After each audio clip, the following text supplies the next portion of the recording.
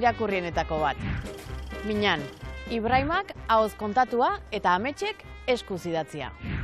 Badakizue Frantzisko Aita Santuarekin elkartu zirela? Arte dramak antzerki bihurtu eta holtzaratua. Eta Gorka Urbizuk latitude horietan abestia egin du. Non zaude, Minan, Minan! Gaurko programan Minan antzerkia izango dugu hizketagai. Horretarako Ander Lipus aktore eta antzerki zuzendaria elkarrizketatuko dugu. Minan antzerkiaren sortze prozesuaz arituko gara eta baita bere bertsolari garaiaz ere. Astero bezala, 2 bertso saio. Beasaingo jaialdia eta Gipuzkoako bertsolari txapelketako zarauzko final aurrekoa eskainiko dizkizuegu. Ongi etorri hitzetik hortzeraren latitude honetara.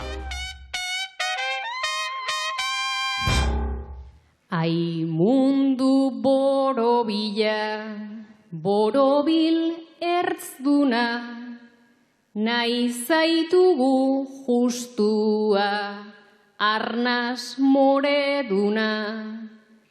Esirik gabekoa eta euskalduna, gaur jolasti esnatu zaigunez eguna, maitasunez zukutu nahi dugu garuna, hitzez hitz sortzen baita amesten duguna.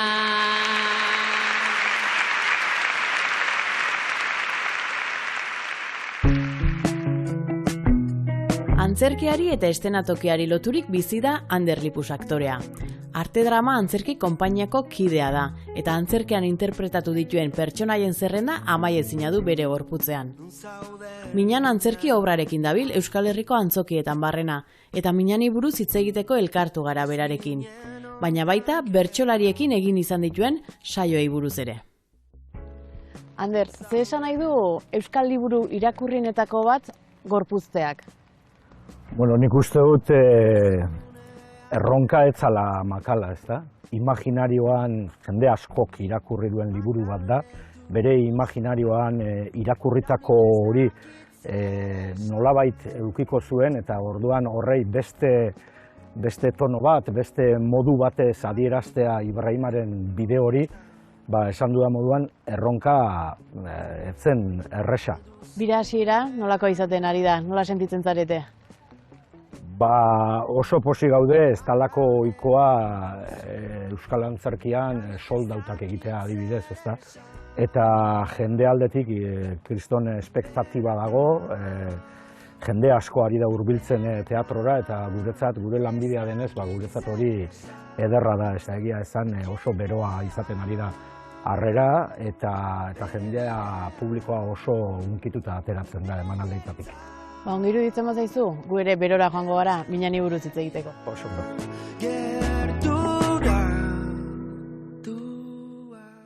Sustrai, eta miren, ostiral iluntzea da, eta poteoan zabiltzate lagunekin, gustora, hizketan. Eta halako batean, ezagutzen ez duzuen saltzaile afrikar bat inguratu zaizue. Bere produktuekin etorri da. Galtzerdiak, eskumuturrekoak, diruzorroa. Zuek ezezkoa esan diozue. Eskerrik asko, baina ezetz. Baina berak jarraitu egin du.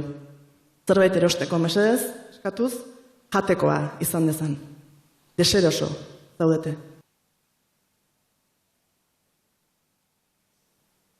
Tabernan gaude eta aranor etorri zaigun bertara.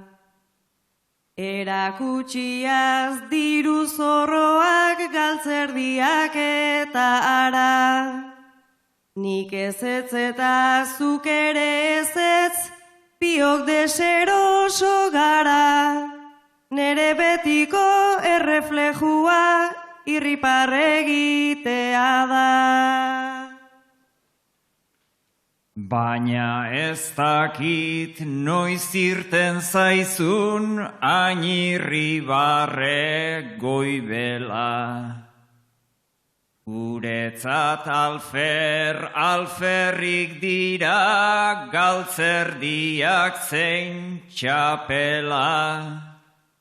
Ni sentitzen naiz harri txintxar bat oinetakotan bezala, eta uste dut badakiela gu deseroso gaudela.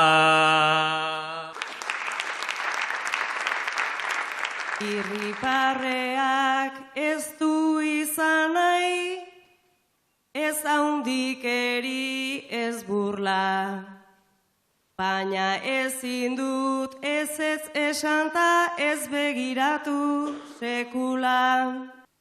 Berak badaki beharrezkoa ezer ere ez dugula, baina badaki harri txintxarra eman naia diogula. Zer ginateke oinetakotan ez palitzarri txintxarri. Gure inguruan ez pageneuka afrikarrik txinatarrik.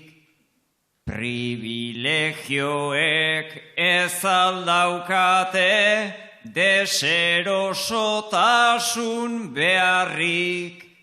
Munduan beltza ala zuria ez da ardoa bakarrik.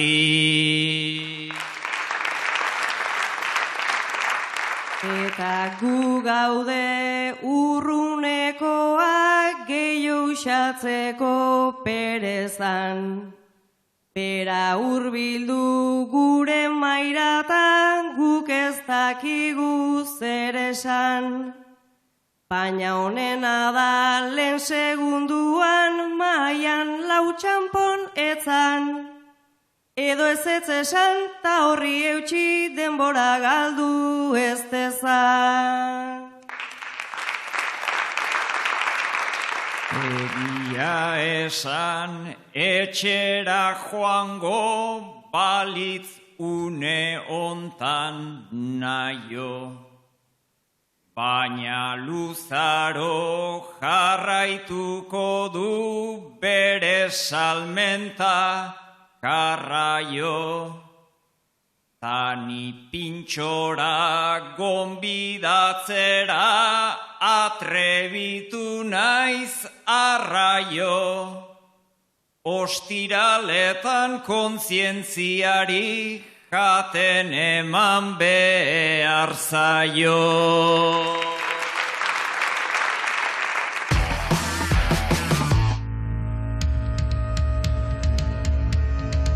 Alaia Martinek irabazi du Gipuzkoako bertsolari txapelketako zarauzko final aurrekoa, 544,5 punturekin.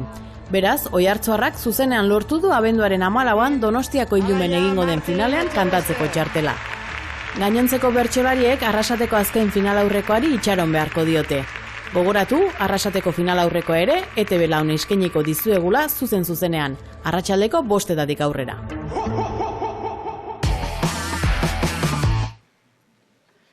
Migranteen harrerako elkarte batean egiten duzuen lan voluntario gisa. Azken aldian iraina jasotzen ari zarete. Zuken eritz erantzun egin nahi diezu irainei. Anerrek nahiago du garrantzirik ez eman.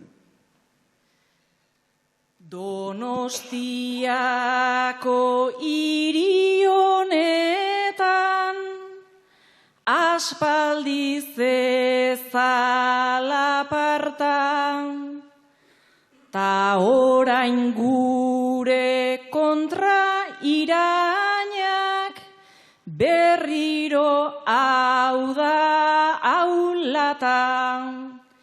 Irain bakoitza erantzungo dut, naizta izan arrastaka. Egiten dugun voluntario lan honen parte bat data.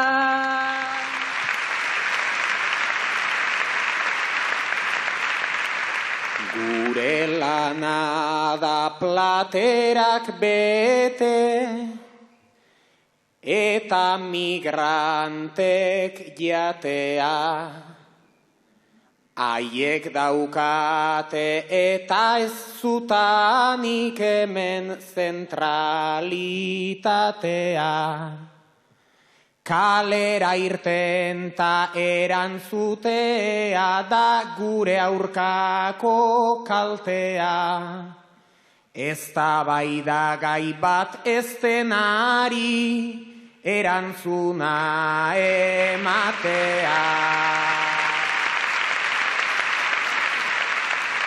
Justu hortako etortzen gera, erantzuten aritzeko, ta tratu txarra deitzen zaio horri, naiz eta izan hitzeko.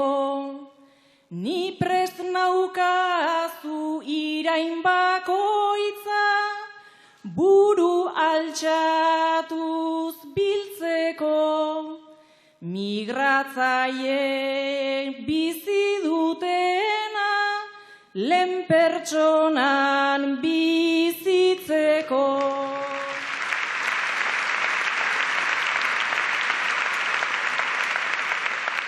Fatxa kuadrilla hau zer da baina, ikusi ezazutira. Pijo talde bat atera dena Arro plazaren erdira.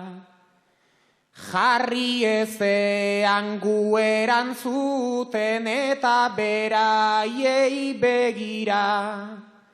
Manifetara ez daude ohituta, ta eurak joango dira.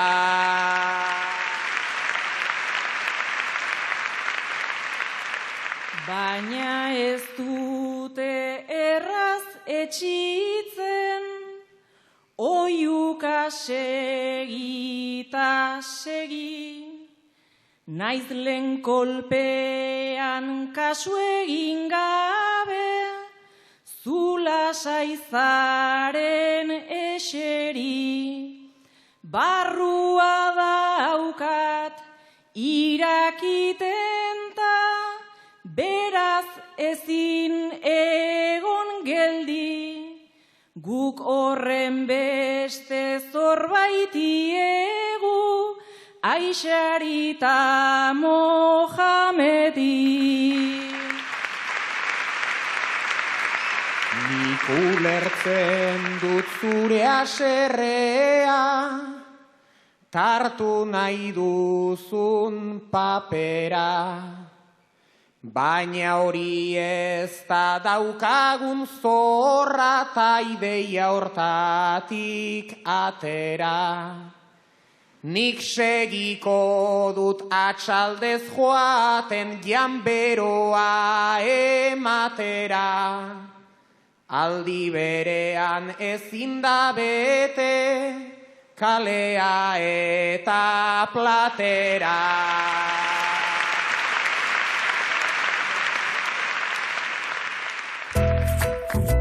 Ander, noiz bururatu zitzaizun minan liburua antzerki obra bihurtzea?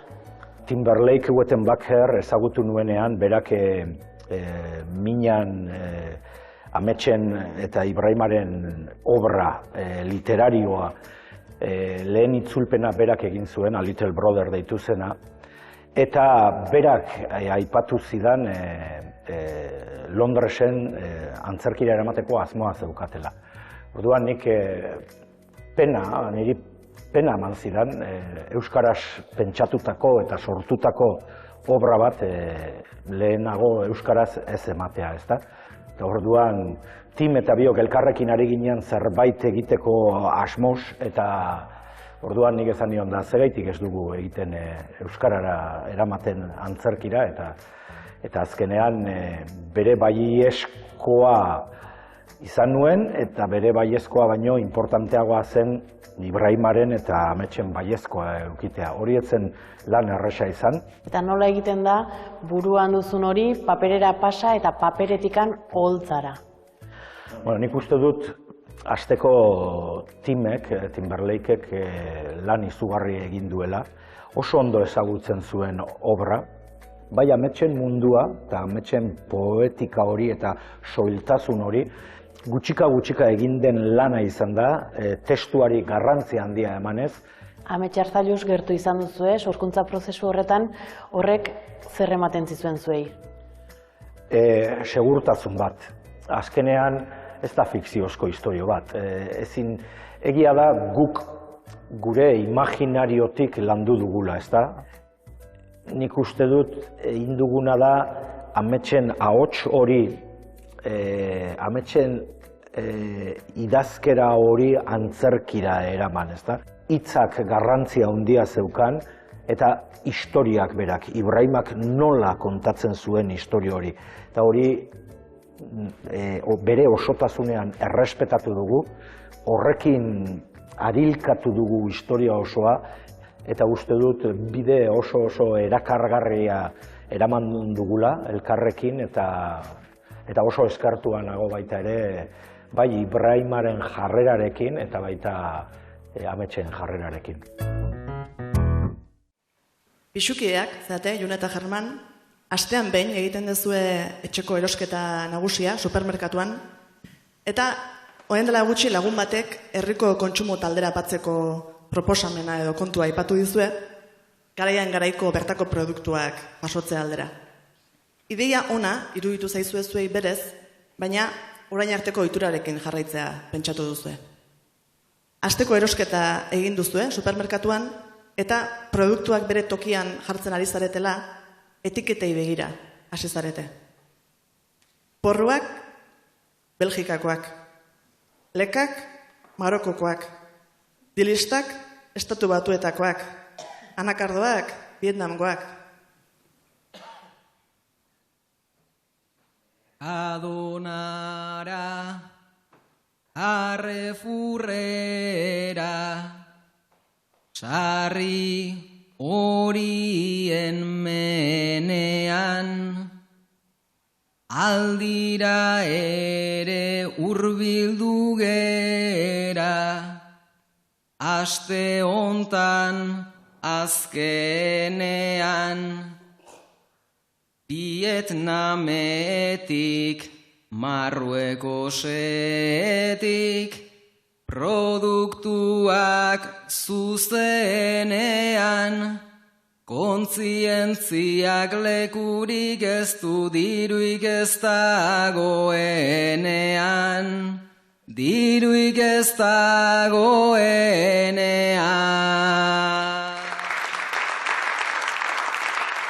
Eta argatik esan bezala, hautatu ohi dugu aldi, nik bertakoa nahiago nuke, hau diot argita garbi, baina hortara bueltaka behintzat, ni ezingo naizpa ari, ez diot eta eskatu nahi gaur beste bizun bat amari, beste bizun bat amari. Baina agian ez eskatzea, suerta liteke kastigu, Tatiozunez hausnarketa bat egitea dagokigu, amai bizuma eskatzean aiune gugera testigu, gure arrazoiak azalduz gero agian egingo digu, agian egingo digu.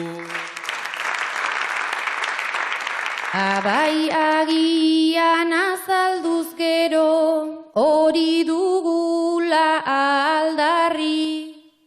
Ideia bat dut eta gustatu behar zaizu izugarri. Bertako hori erosi ezinak ipintzen bagaitu larri. Etxekoek eros ditzatela eta guk taperretan ekarri. Guk taperretan ekarri. Eta berez ederrak diren, June zuk dauzkazun metak, Tamamitsuak suerta daitezken, Egindako gogoetak, Gurasoei hobe ez eskatzea, Ieman dizkiot bueltak, beraiek ere aldin egiten, baitituzte erosketak, baitituzte erosketak.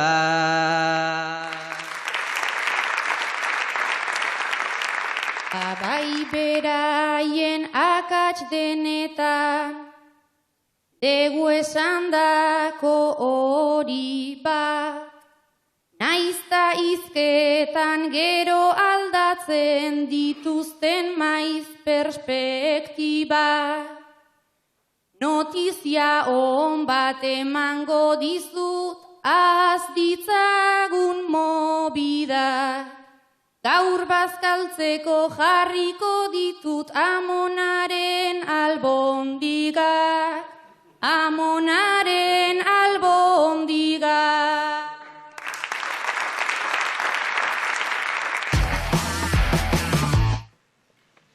Zueneko jakerra zara. Unai jakeatua berriz. Banekien zendula, latza osasuna, mundu iparreikeko zure gaitasuna, baina oain konprobaude eta berastasuna, unai latza daukazu zure ondasuna, unai latza daukazu zure ondasuna.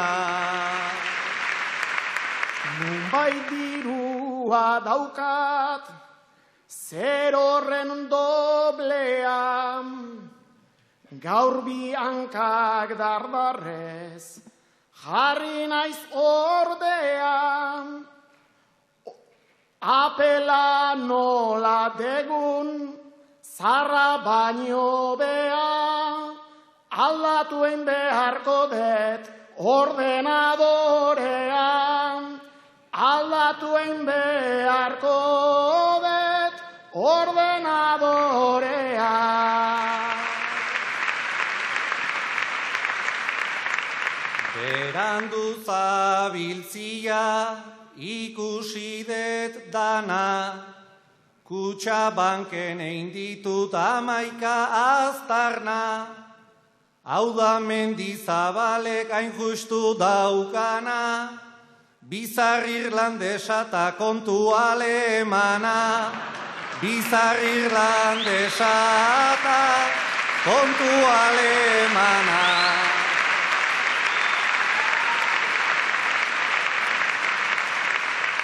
Kutxabankek badauka, hainbat segurtasun, taleman gixan badet, beharraina zentzun, jaker bezala dezu, 11 oihartzun, koltxoi azpitikia zenbat hartzen dezun, koltxoi azpitikia zenbat hartzen dezun.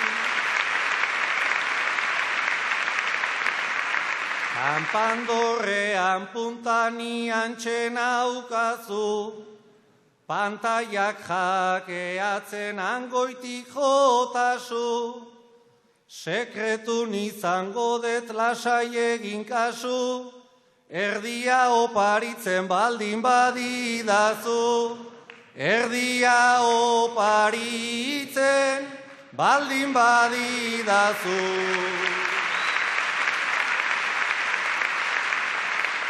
Kanpo kafta irizar, zure aldean batzuk, aberatsak badaude, ta badakizuzuk, ni ere jakerra naiz, ta momentuz kaput, kontrol shift, ezabatu zaitut, kontrol shift, ezabatu zaitut.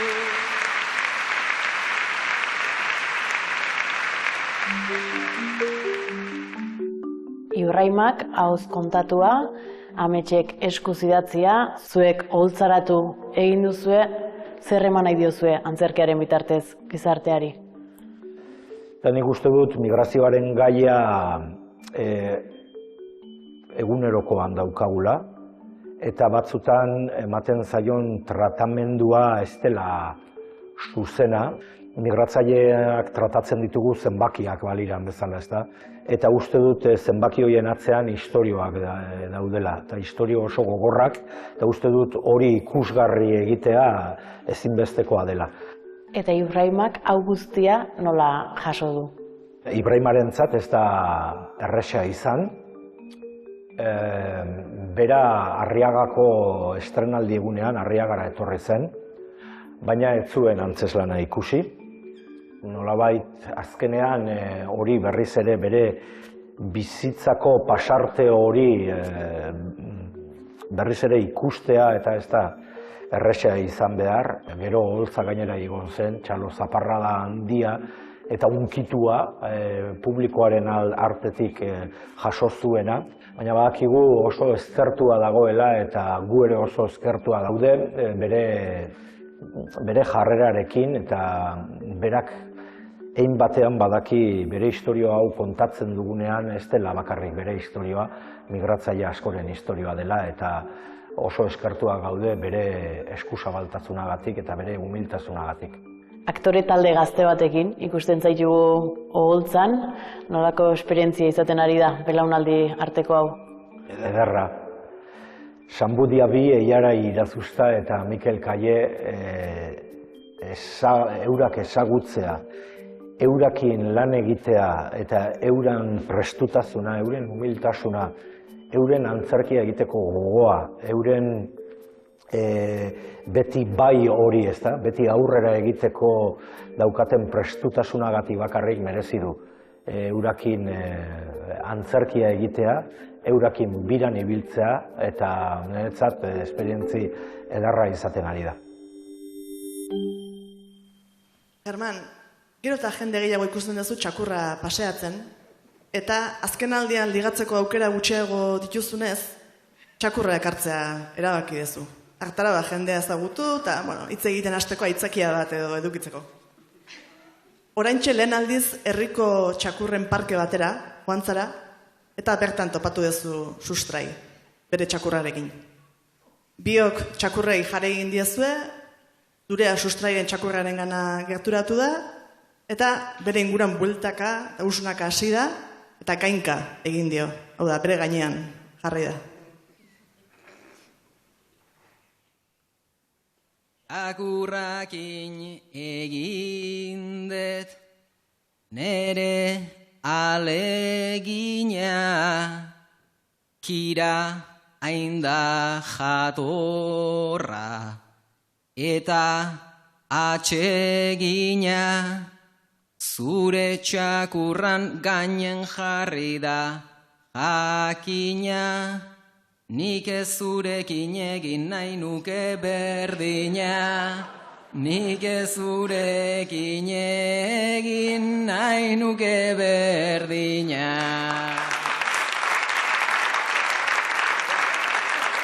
Paneri ez zitzaidan sekula otuta, baina izotza ola austea lortuta, nigana etortzeko horren arrotuta, zu ere altzauzkate katean lotuta, zu ere altzauzkate katean lotuta. Ez, baina igual norbaitek lotu egingo nau, desesperatu xamar, nabil egunta gau, azetipo galaian ere ondoko hau, parkean ikusi dut eta esan dut wow, parkean ikusi dut eta esan dut wow. Zuk jarraitu ezazu penaula ematen, nahi zure ustez jardun inoizko ausarten, ni ikusita segizazu hau esaten, baina hori bai ez dut kroketarik jaten, baina hori bai ez dut kroketarik jaten. Ze esango dizut, esan dezunan truk, nere hormona hauetan, gauza batzuk ditut, ja dardarka jarri naiz eta enago zut, pozik jakingo nuke ze jaten dezunzuk, pozik jakingo nuke ze jaten dezunzuk. Hobe elkarrizketa bertan beralaga, ailegatu baino lehen txakur posturara, sexua nahi baduzu bertatik bertara, Tinder txakur bat baino merkeagoa da, Tinder txakur bat baino merkeagoa da.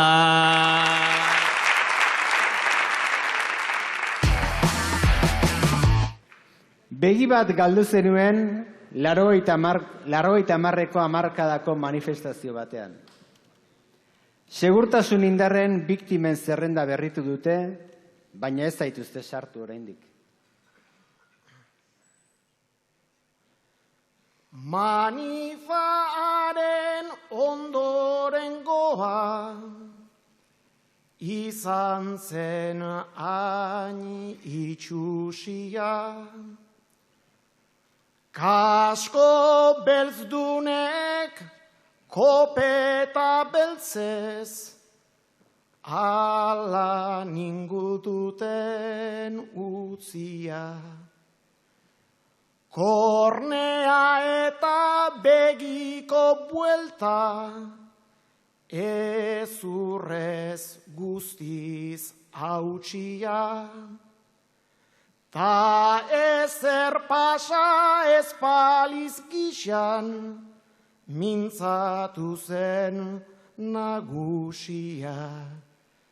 Pilotakadaren kolpea etzen izan igurtzia, ta bistan dago argitu gabe, dagola egun hauzia. Nik daukat begi bat gutxiago, taiek ezin ikusia. Lara, larai, larai, larai, taiek ezin ikusia.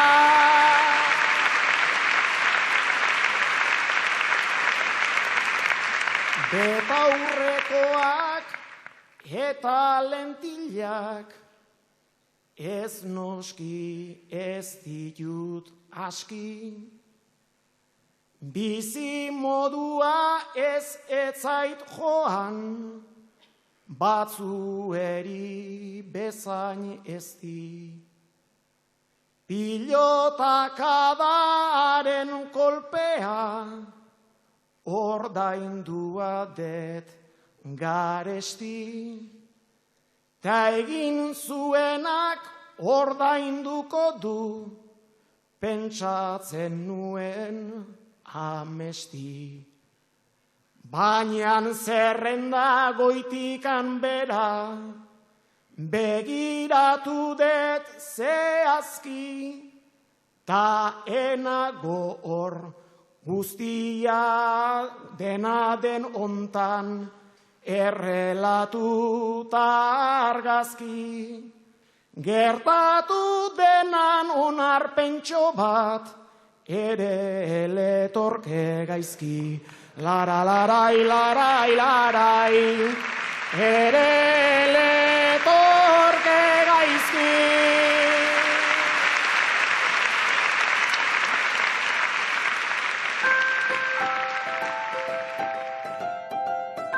Ander, agian askok ez dute jakingo zu bertxotan ibilitakoa zarela. Nola gogoratzen dituzu garai horiek?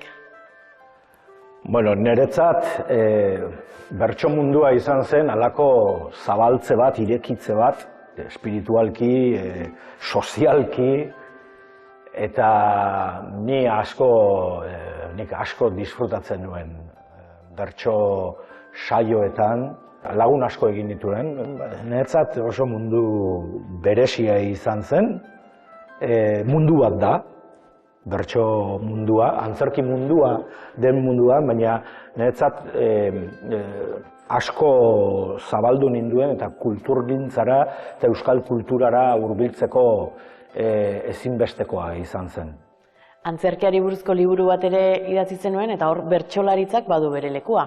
Nire harremana bertso munduarekin gaztetatik, txikitatik hasi zen, Luis Baraia Zarrarekin, eta niretzat bertso mundua oso esanguratsua izan da, asko ikutu nau, eta gero Madrilera joan ondoren eta Bilbora itzuli nintzanean ikustea bertso munduak hartu zuen indarra eta ze esperimentu baita ere egiten ziren, esperimentu horien parte ere izan nintzen ni, eta niretzat hori izan zen gauza eder bat. Esperimentuak aipatu dituzu, eta esperimentu horien parte ere izan zinen, bertso tranpak, erregea eta bufoia, nolakoak ziren saio horiek? Uste dut, bazeukatela eropuntu bat, ausartu nintzen ni ere bertsolariekin improvisatzera, ezta? Eta hortarako lanketa handia egin nuen, nola improvisatu ahal nuen bertsolariekin. Eta hortarako oso ondo kodifikatu nituen personaia batzuk. Baziran personai oso esperpentikoak, baina beti ere humoretik nahi nuen jo, ezta? Eta uste dut, esperientzi oso polita izan zela. Bertsolari askokin partekatzeko aukera izan nuen, eta hori niretzat zoragarria izan zen.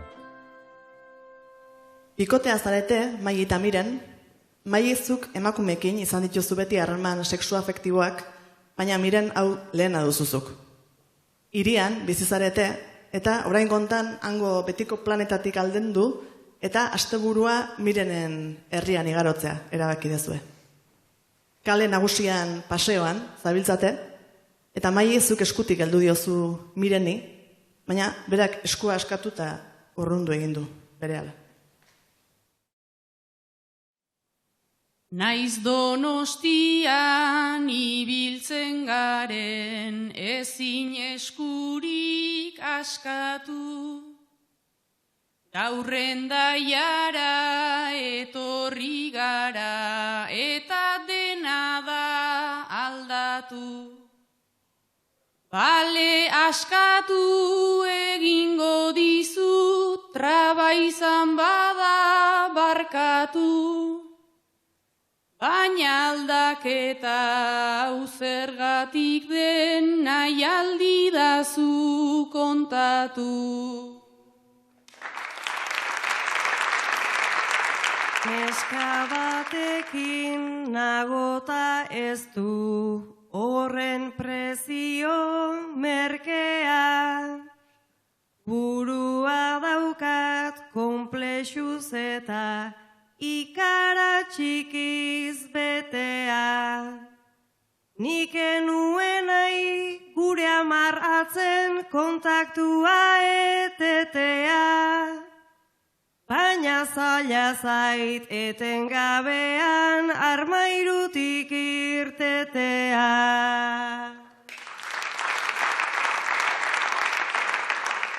Toki denetan irten behar da armairuetatik miren.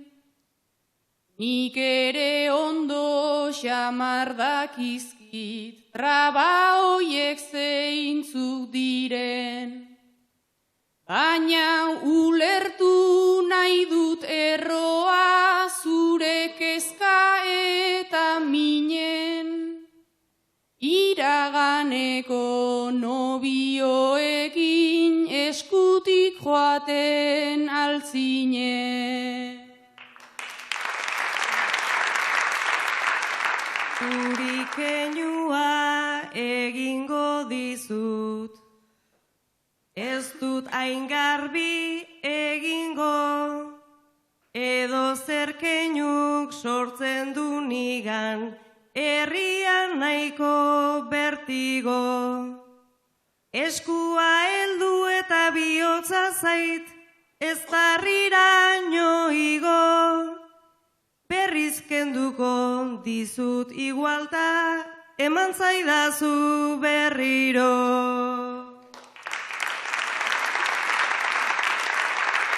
Ados berriro helduko dizut, baliatuko dut aukera.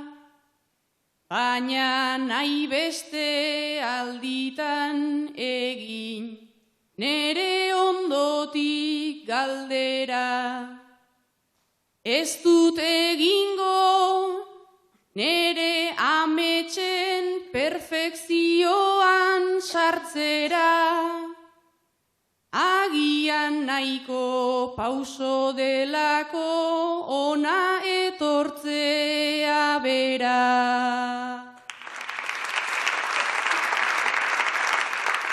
Egia esan arraro nago Hendaiako kaletan, Peñola etero eta nerabe, izana bainintzen bertan.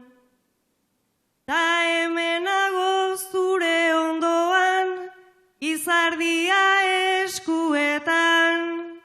Ta ez dirudi baina arronago, hitzaren zentzu denetan.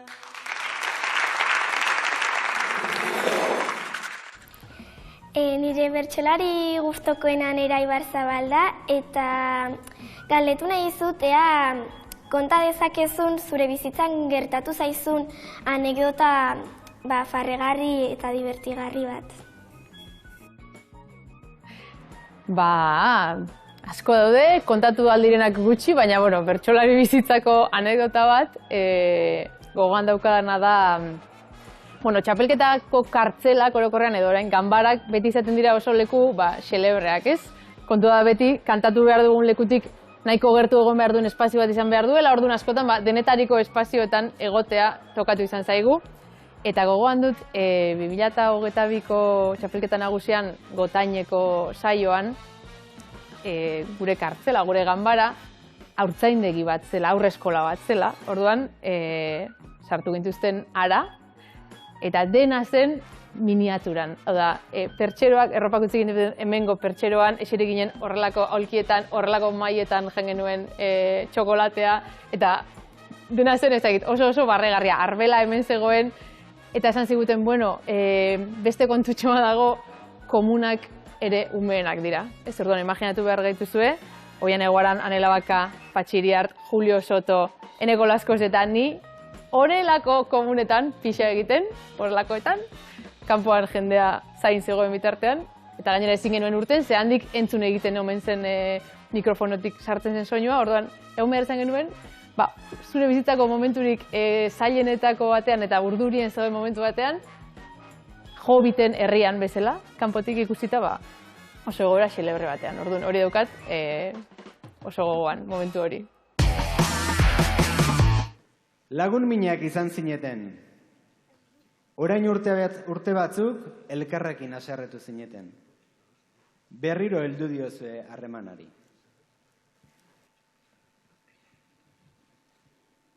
Lehenengo begiradatik, urrengo besarkadatik, berriro batu gara Amaia, lehengo taupadatik, merezi zuen ez dakit, urte ta orduek tik-tak-tik, gure harremana galdu izana mutil batengatik.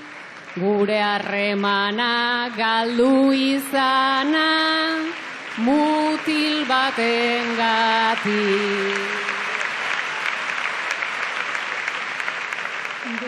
Berekiko bion grinan, Aitor Jose tipo finan, nik nahi nuen ta zu aurreratu, nahi gixan jakinan, lehen gure naita ezina, orain bion alegina, heteronormak gubioi ere egin digu mina, heteronormak gubioi ere egin digu mina.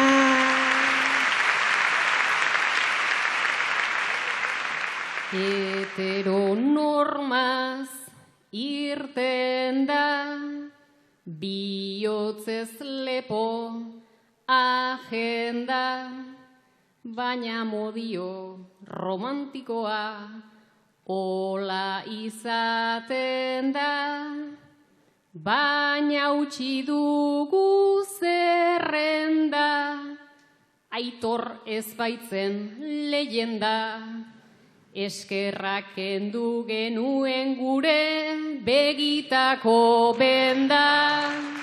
Eskerrak kendu genuen gure begitako benda.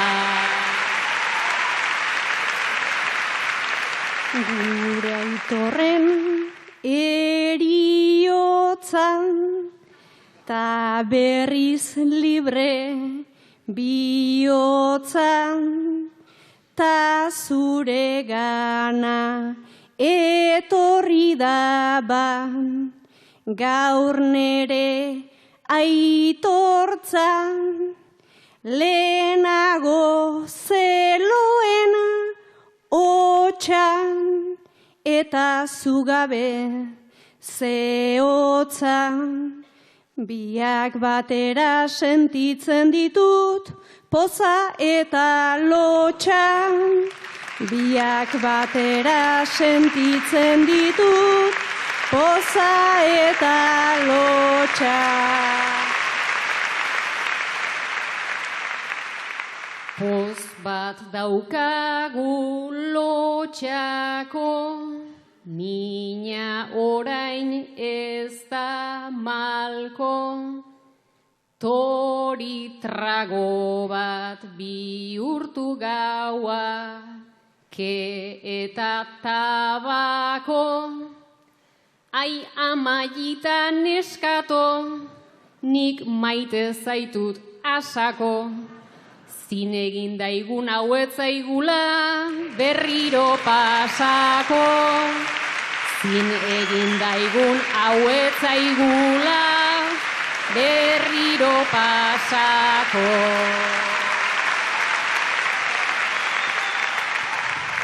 Zugana dut begiradan,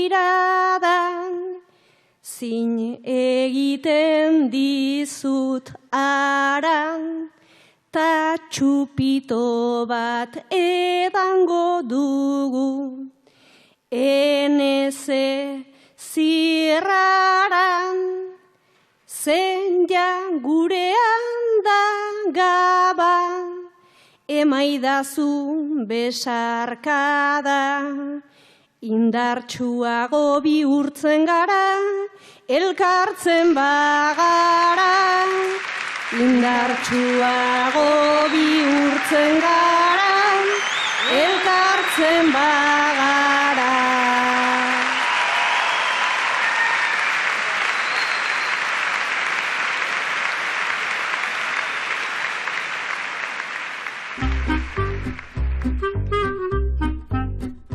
Ander, Mikele Arizkorreta aktoreak komentatzen zigun, aktore izateko bertsolaritzak erraminta asko eman zizkiola. Zuri, ze erraminta eman dizkizu? Bai, niri lehenengo erraminta jaso nituenak, eszenaratze edo publiko aurrean egotarenak, akolito edo monagilu izan nintzanean izan zen. Baina ja, bigarren pausua eman nuen bertsolaritzan hasi nintzanean, oso umetik, 12-13 urterekin, eta nik uste dut azkenean zure oholtza gainean egote horrek beste zerbaitera eramaten zaituela, ezta? Eta hortik ikasi nuen oholtza gainean egoten adibidez, ezta? Umetan, ze bertsolari miresten zenituen? Bueno, nik konzesio egunean adibidez Markina Xemeinen badago jaialdi indart potente bat, eta txikitan, garai hortan, sortea eukin nuen Lazkao txikikin kantatzeko, ezta? Eta nik miresten nuen garai hortan Lazkao txiki. Bertsolaritzarekin lotutako oroitzapen maiteena edo politena zein da zuretzat? Guk bertsotan ibiltzen ginean, garai batean, Markinan ibiltzen ginean, Juan Ibarzabal Bustarrikin, Justo Zabala eta Juan Luise Bastarretxe Altzalekin. Baina gero 12 urtekin edo elkartzen ginean Markina Xemengo bertsolariak eta Eibarko bertsolariak, Trabakuako ganean, eta han goizeko orduak arte egoten ginean, goizeko 3 arte edo bertsotan, baina etengabe jotazu, eta nik oroitzapen oso politan neukan. Nire gurasoek, batez ere nire amonak eta nire amak ez zuten bat ere maite hori, goizeko 3etan hiltzen nintzalako, eta zertan hor bertsolariekin, eta... Eta zein da zure bertsoaldi kutxuna?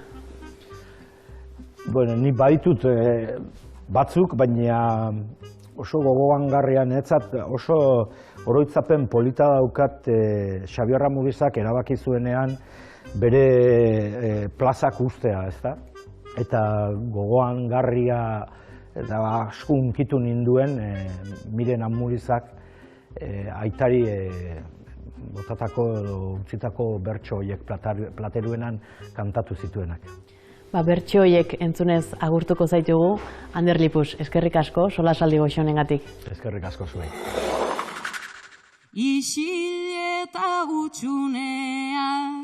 Isileta utxuneak, leizentasun xumeak, ohartzerako etxetik aldegin zion umeak, isileta utxuneak. Olatubik alkar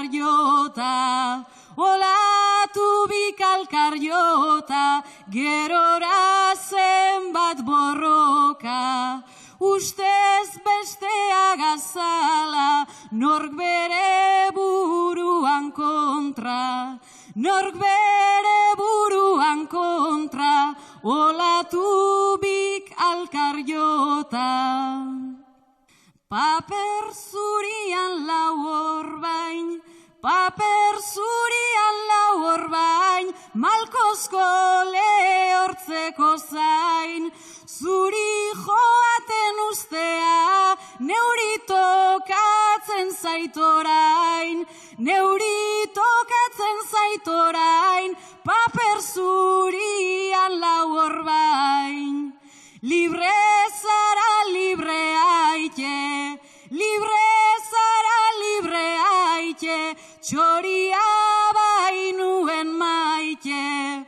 Ulises eta Karales, torre burura itzul zaite, torre burura itzul zaite, libre zara, libre aite, libre zara, libre aite, libre zara, libre aite, txoria bainuen maite.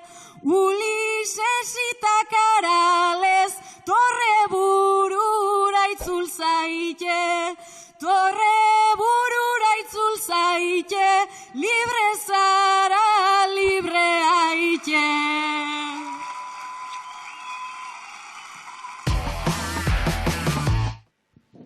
Eskiatzera joan zarete lehen aldiz. Aldapan goiti bera jeisteko unea iritsi da. Saiatu egin beharko, gubiok jotasu. Baikustekin beldurra ematen didazu. Nahiko leku arrotza zait nerik handantxu. Bai hemen eiten degu, nahikoen barazu. Pista beltzak daude hor, tagu berde berriz. Ni berdetara noa, ez esan bi aldiz. Eskiake haundiak hartu ditut neurriz. Lehorrekoak gera, gubiok de erriz. Goierrin oraindikan, eskiatzen zaian. Baian trago zartzen da, maldetan abaia. Beldurrez gorri jarri zait masaila. Hemen emoskorrenak dauka abantaia. Aurretik egin behar nun patxaran ez trago. Eroriko zinake oraindik gehiago. Ze ondo egotearren izututa nago. Monitorea hartzea igual hobe dago. Zeguk ematen dugu hemen bi aten. Baita ondokok parre gogoa daukate. Arrastre hartuko det ez erori arte. Etortzeak egin du gaurko hontan kalte. Ni telesian eongo naiz atxalde dena. Igual hobea degu direkto taberna. Ikusiz goitik bera amaiaren trena. Neri autoestimaz ustu zait barrena. Bertxotan aritzea hobeto genuke. Bai hori etorri aurretik esan behar zen duke. Hemen sentitzen gera biok nahiko kutre. Ikusi eta gero esan dezuzuke. Beraz joan gaitezen lehenbailen etxera. Nik pista hauetatik nahi baitetatera. Berriro nien atornoa esatera. Urrengoan eskake hau egin beharko gera.